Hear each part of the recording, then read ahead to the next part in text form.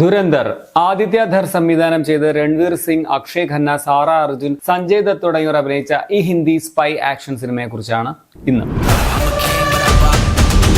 ഒരു നല്ല ക്വാളിറ്റിയുള്ള സ്പൈ ആക്ഷൻ സിനിമയാണ് ധുരന്തർ. യഥാർത്ഥ സംഭവങ്ങളിൽ നിന്നും ഇൻസ്പയർഡ് ആയിട്ട് ഒരുക്കിയ സ്ക്രിപ്റ്റാണ് ഈ പടത്തിന്റേത്. 99 കാണ്ഡഹാർ ഹൈജാക്കിന് ശേഷം രൂപീകരിച്ച ഒരു സീക്രട്ട് ഓപ്പറേഷൻ ധുരന്തറിനെ കുറിച്ചാണ് സിനിമ സംസാരിക്കുന്നത്. ഇന്ത്യയിൽ നിന്നും ഒരു സീക്രട്ട് ഏജന്റ് പാകിസ്ഥാനിലേക്ക് പോയി നടത്തുന്ന ഒരു ഓപ്പറേഷൻ. സാധാരണ ഹിന്ദി സ്പൈ ആക്ഷൻ പടങ്ങളിലെ പോലെ അങ്ങനെ ഭയങ്കര വെടിയും പുകയും അങ്ങനെ വളരെ ഫാസ്റ്റ് പേസിൽ പറയുന്നതിന് പകരം അത്യാവശ്യം റിയലിസ്റ്റിക് ആയിട്ടുള്ള രീതിയിൽ അവതരിപ്പിച്ച ഒരു കഥയാണ് ഈ പടത്തിലുള്ളത്. ഓവർ കത്തിയൊന്നും സിനിമയിലില്ല. പടത്തിലുള്ളത് വളരെ റോ ആയിട്ടുള്ള വയലന്റ് ആയിട്ടുള്ള ആക്ഷൻ രംഗങ്ങളാണ്. അത് വളരെ പച്ചയ്ക്ക് തന്നെ കാണിക്കുന്നുണ്ട്. എങ്ങനെ ഈ സ്പൈ അയാള് പാകിസ്ഥാനിലെത്തുന്നു, ആൾക്കാരുടെ ട്രസ്റ്റ് നേടിയെടുക്കുന്നു, അവിടെ അയാൾക്ക് നേരിടേണ്ടി വരുന്ന കഷ്ടതകളൊക്കെ വളരെ കൺവിൻസിംഗ് ആയിട്ടാണ് പടത്തിൽ അവതരിപ്പിച്ചിരിക്കുന്നത്. അത് വളരെ ഇൻട്രസ്റ്റിംഗ് ആയിരുന്നു. നല്ല മേക്കിംഗ് ക്വാളിറ്റി ഉള്ള സിനിമയുമാണ്. ഫസ്റ്റ് ഹാഫ് ഇവരുടെ ആ ഒരു character development and world building ഒക്കെ ആയിട്ട് അത് വളരെ ഡീറ്റെയിൽ ആയിട്ട് തന്നെ ടൈം എടുത്താണ് ചെയ്തിരിക്കുന്നത്. അതുകൊണ്ട് തന്നെ ഫസ്റ്റ് ഹാഫ് ഒരു 2 മണിക്കൂർ എടുത്ത് ലെങ്ത് വരും ഇന്റർവൽ ആകുമ്പോഴേക്കും. ഇന്റർവലിന് ശേഷമാണ് കൂടുതൽ ഈ ഓപ്പറേഷൻ കാര്യങ്ങളിലേക്കൊക്കെ നടക്കുന്നതെന്ന് പറയാം.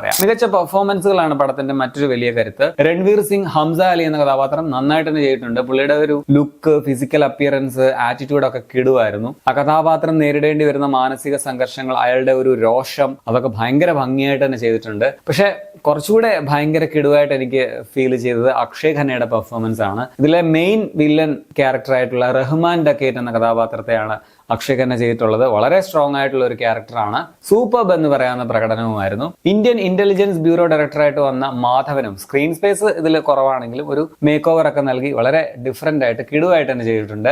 SP ചൗധരി അസ്ലമായിട്ട് വന്ന സഞ്ജയ് ദത്തും മികച്ച പെർഫോമൻസ് ആയിരുന്നു. അർജുൻ രാംപാലിന്റെ കഥാപാത്രം എനിക്കിതിൽ അത്രയ്ക്ക് വലിയ ഒരു സംഭവമായിട്ട് തോന്നിയില്ല. പക്ഷെ ഇതിലുള്ള ആ ഒരു ടോർച്ചറിങ് സീൻ ഭയങ്കരമായിരുന്നു. പടത്തിലെ മറ്റൊരു കിടു ക്യാരക്ടറായിട്ട് എനിക്ക് തോന്നിയത് രാകേഷ് ബേഡി ചെയ്ത കഥാപാത്രമാണ്. ജമീൽ ജമാൽ എന്ന പൊളിറ്റീഷ്യനായിട്ട് പുള്ളി നൈസായിരുന്നു. ഉസൈർ ആയിട്ട് വന്ന ഡാനിഷ് പന്തോറിന്റെ പ്രകടനവും എടുത്തു തന്നെ പറയാനുണ്ട്. അതുപോലെ നായിക സാറ അർജുൻ ചെയ്ത കഥാപാത്രം പുള്ളിക്കാരി വളരെ നീറ്റായിട്ട് തന്നെ ചെയ്തിട്ടുണ്ട്. പക്ഷെ രൺവീർ സാറ ജോഡിക്ക് ഒരു കെമിസ്ട്രി ഉള്ളതായിട്ട് എനിക്ക് തോന്നിയില്ല. ഒരു ചേട്ടൻ അനിയത്തി ഫീലാണ് എനിക്ക് അവരെ ഓൺ സ്ക്രീനിൽ കണ്ടപ്പോൾ തോന്നിയത്. വേറെയും ഇഷ്ടം പോലെ കഥാപാത്രങ്ങളും സിനിമയിലുണ്ട്. ടെക്നിക്കലി പടം ടോപ്പ് നോച്ച് ആണ്. ക്യാമറ, എഡിറ്റിംഗ്, ബാക്ക്ഗ്രൗണ്ട് സ്കോർ എല്ലാം കിടലാണ്. പ്രത്യേകിച്ച് ഇതിന്റെ സ്കോർ എനിക്ക് ഭയങ്കരമായിട്ട് ഇഷ്ടപ്പെട്ടു. പാട്ടുകളും കൊള്ളാം. പിന്നെ ക്ലാസിക് സോങ്സ് ആയിട്ടുള്ള റംബ ഹോ ഹോ, പിന്നെ പിയാത്തു ആജ, അതുപോലെ ദം മാറോ ദം, ഹവ ഹവ, അങ്ങനെയുള്ള കുറെ പാട്ടുകൾ പടത്തിൽ പ്ലേസ് ചെയ്തിരിക്കുന്ന ഒരു വല്ലാത്ത നൊസ്റ്റാൾജിക് വൈബ് തന്നെ തരുന്നുണ്ടായിരുന്നു. അത് ഞാൻ ഭയങ്കരമായിട്ട് എൻജോയ് ചെയ്തു. സൗണ്ട് ഡിസൈനും നല്ലതാണ്. ശാശ്വത് സച്ചിൻ ദേവ് ആണ് ഇതിന്റെ മ്യൂസിക്. വികാഷ് നവലഖയാണ് ക്യാമറ.